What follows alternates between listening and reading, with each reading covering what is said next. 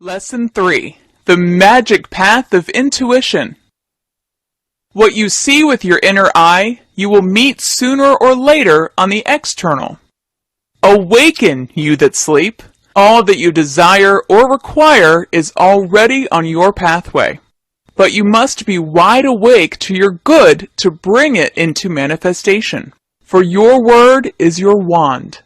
Affirm. The power within sweeps out of my mind, body, and affairs everything not divinely planned, and puts my house in order, now and forevermore. The word sweeps give you a picture of action.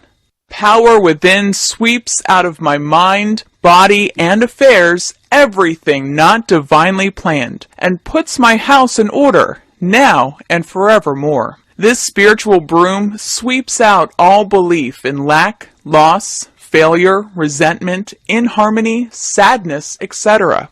You are asleep to your good while these negative thoughts clutter your mental house. You resent someone, thereby giving that person power to harm you. You feel you are a failure, therefore missing your opportunity for brilliant success. You are overwhelmed with a feeling of loss, and that friends and prosperity have gone from your life. You are still asleep in the dream of opposites. Wake up, and you will find a new world of health, wealth, and happiness, with every desire of your heart fulfilled. It is brought about by your word, for your word is your wand. When in the deepest despair is the time to wave your word over the situation.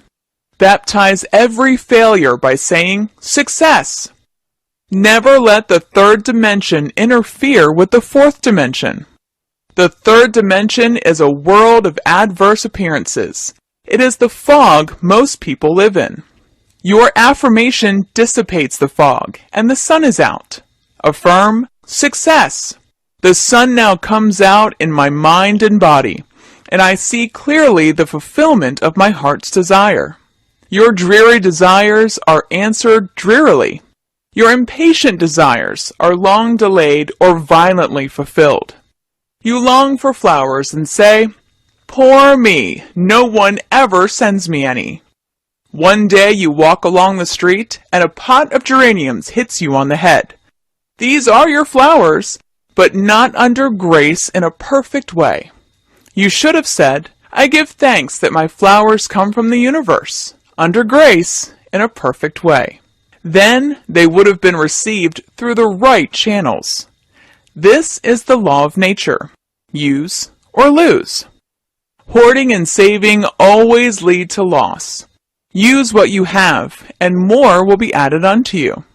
If you save for a rainy day or in case of sickness, they are sure to come.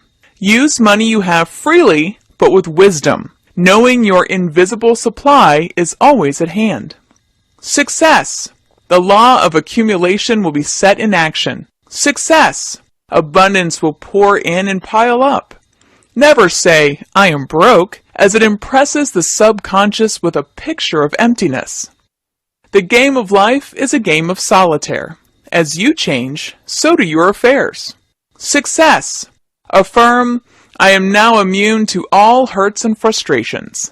The power within is perfect peace and perfect poise. A student once told me her mother always made scenes on holidays. At her sister's home, the mother said, "I never want to dine in this house again." Next year, she was in the hospital. The student visited, and the mother said, "God has sent me this trial, so I will bear it patiently."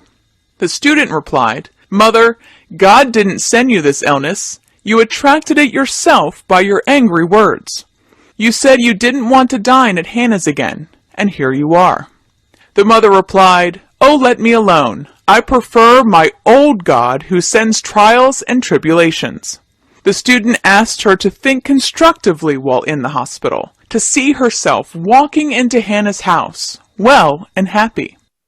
The mother did so and was well again within a few weeks, to the surprise of the doctors.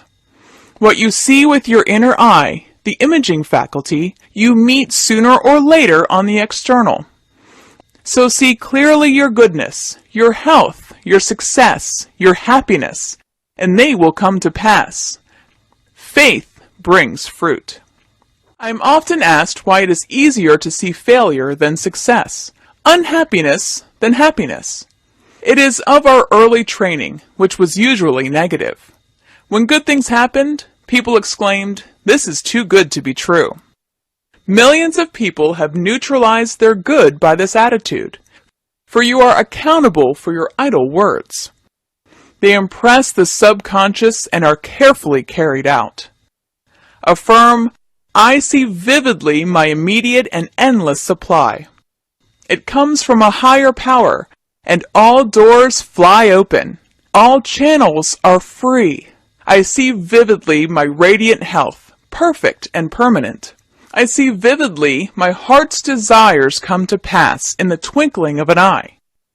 Do not visualize or force a picture. It will flash into your consciousness from the superconscious. A powerful statement is, "The light of lights streams through my mind, body, and affairs, revealing all in divine order. I see clearly there are no obstacles on my pathway. I see clearly the open road of fulfillment." It is important also to have happy surroundings. No dreary pictures. Keep your desk in order. Have fresh blotting paper handy.